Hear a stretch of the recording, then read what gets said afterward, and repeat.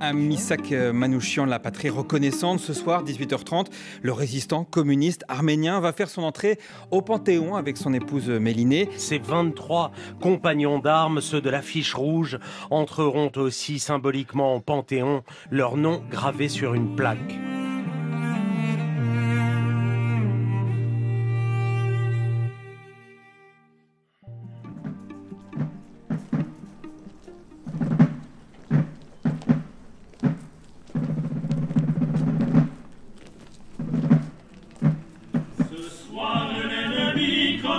Le prix du sang et des larmes. Montez de la mine, descendez des collines, camarades. D'abord, c'est un honneur pour nous que la résistance communiste soit symbolisée par l'IFTP-MOI, par Missak Manouchian et ses camarades. Cette résistance étrangère et communiste qui a libéré la France aux côtés des autres. C'est un honneur et c'est une réparation, parce que la résistance communiste n'était pas au Panthéon, elle y entre aux côtés des autres. C'est nous qui brisons les barreaux des prisons pour nos frères.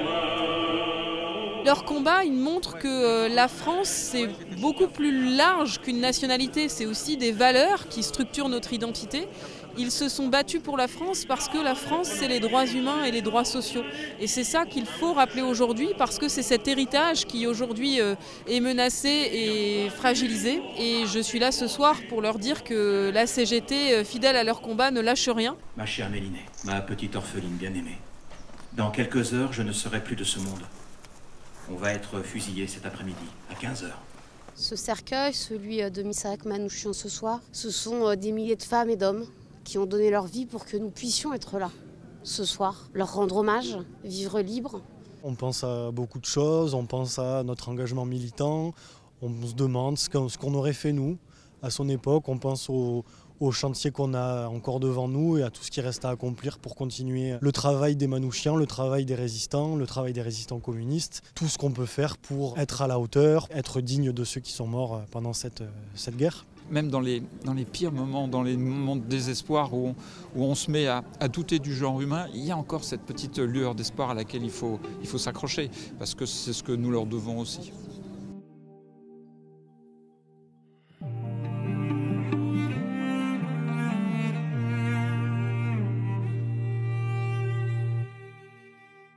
Aujourd'hui, on se retrouve devant le dernier domicile connu de Missak et Mélinée Manouchian, au 11 rue Plaisance, où la CGT a décidé d'organiser un rassemblement. C'est noir de monde, tout le monde a répondu présent, on va aller interroger des militants. Qu'est-ce que ça représente pour toi d'être devant le domicile de Mélinée et Missak Manouchian? C'est une transmission de l'histoire qui est importante, puisque actuellement, au vu des enjeux qu'il y a avec une montée d'extrême droite dans notre pays, c'est important aussi par rapport à la jeunesse. C'est une transmission qui se fait de manière directe. On connaît l'histoire de notre pays, les points de bascule. Dire qu'aujourd'hui, la France, c'est une terre d'accueil. C'est l'histoire dont on est fier, c'est de la résistance qui a été internationale en dehors des frontières, en dehors de la question de la nationalité, quoi. Et là, ça rentre dans l'histoire officielle. C'est plus qu'un devoir de mémoire, c'est un devoir d'histoire. Qu'est-ce que c'est que ces médailles que vous portez? La Légion d'honneur, la Croix de guerre 39-45 avec une étoile de bronze pour acte de courage, la médaille des évadés et la médaille du combattant volontaire. À l'attaque! J'imagine que pour vous c'est quelque chose de magnifique, même pour les gens, pour la mémoire, pour les jeunes qui forcément ne connaissent pas forcément Missak Manouchian. C'est important, vous voyez, je vais avoir 100 ans, hein. Je suis dans 24, je suis franco-arménien. Mon père était arménien de Constantinople et ma mère était française parisienne d'ici. Merci beaucoup. Et bon plaisir. Là, il n'y a pas forcément d'extrême droite. Je sais que tout à l'heure, on va normalement en retrouver au Panthéon. Qu'est-ce que vous pensez de tout ça? C'est insupportable, en réalité, parce qu'il y a une tentative de manipulation, de gommer l'histoire.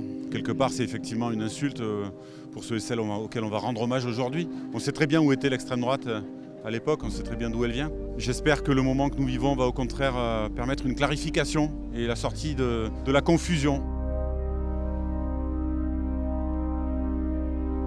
Ils étaient 23 quand les fusils fleurirent. 23 qui donnaient leur cœur avant le temps. Je suis petite fille et arrière-petite-fille de résistants communistes et déportés. Donc c'est vrai que l'histoire de la Seconde Guerre mondiale a toujours été très importante pour moi. J'essaye d'impliquer ma fille avec. C'était un étranger qui est mort pour la France. Être français, c'est pas juste une question de papier, c'est une question d'état d'esprit et de cœur.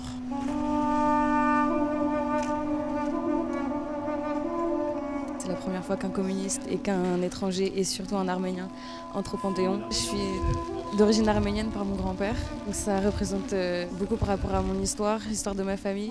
Toutes les valeurs que Manouchian représente font partie des miennes et celles de mon histoire.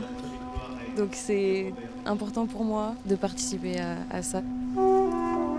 Ses camarades sont des juifs d'Europe centrale et orientale, hongrois, polonais, roumains, bulgares, des républicains espagnols, nombre d'Italiens antifascistes et quelques Arméniens comme Armenak Manouchian. Ils sont tombés, ils sont tombés, ils sont tombés. Ça me fait un plaisir immense parce que j'ai l'impression de vivre un véritable moment historique. J'ai l'impression qu'approchant de la fin, je suis dans une conclusion qui me rend très heureux. Moi, j'ai eu une secrète jubilation. L'extrême droite vient rendre hommage à la résistance communiste. Ça me fait plaisir de voir l'extrême droite à genoux devant la résistance communiste. Ça me plaît.